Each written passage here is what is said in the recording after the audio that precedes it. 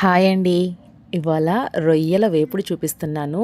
ఇది నార్మల్‌గా ఇందులో ఎటువంటి స్పైసెస్ గానీ, మషాలాలు గానీ ఏమీ ఉండవండి. చాలా డిఫరెంట్‌గా ఉంటుంది. చాలా ఈజీగా అయిపోతుంది. చాలా తక్కువ టైంలో అయిపోతుంది. దీనికైతే ఫస్ట్ ఒక కేజీ రొయ్యలు శుభ్రం చేసినవి తీసుకున్నాను నేను. అందులో రుచికి సరిపడా ఉప్పు, రుచికి సరిపడా కారం, పసుపు వేసుకొని ఇందులో దంచిన వెల్లుల్లిపాయలు ఒక 15 రెబ్బలు వేసుకున్నాను.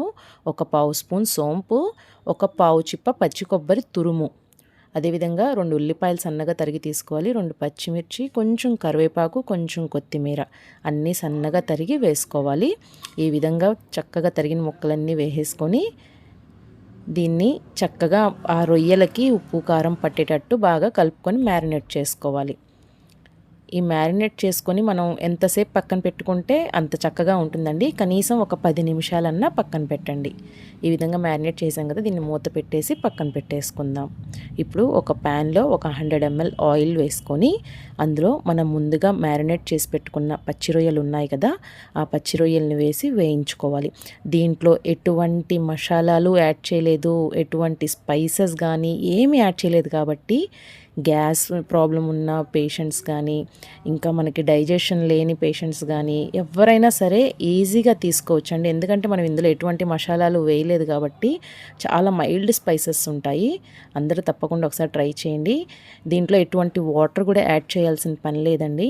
మనం రొయ్యల్లో నుంచే వచ్చే వాటర్తోనే ఈ కర్రీ అనేది కుక్ అయిపోతుంది. చూసారా, అదంతా వాటర్ అంతా కొంచెం కొంచెం రిలీజ్ అవుతుంది కదా, ఆ వాటర్తోనే కుక్ అయిపోతుంది. మూత పెట్టి తిప్పుకుంటూ ఉడికించుకోండి. పచ్చి కొబ్బరి వేసాం కాబట్టి మాడిపోకుండా చక్కగా తిప్పుకుంటూ ఉండండి.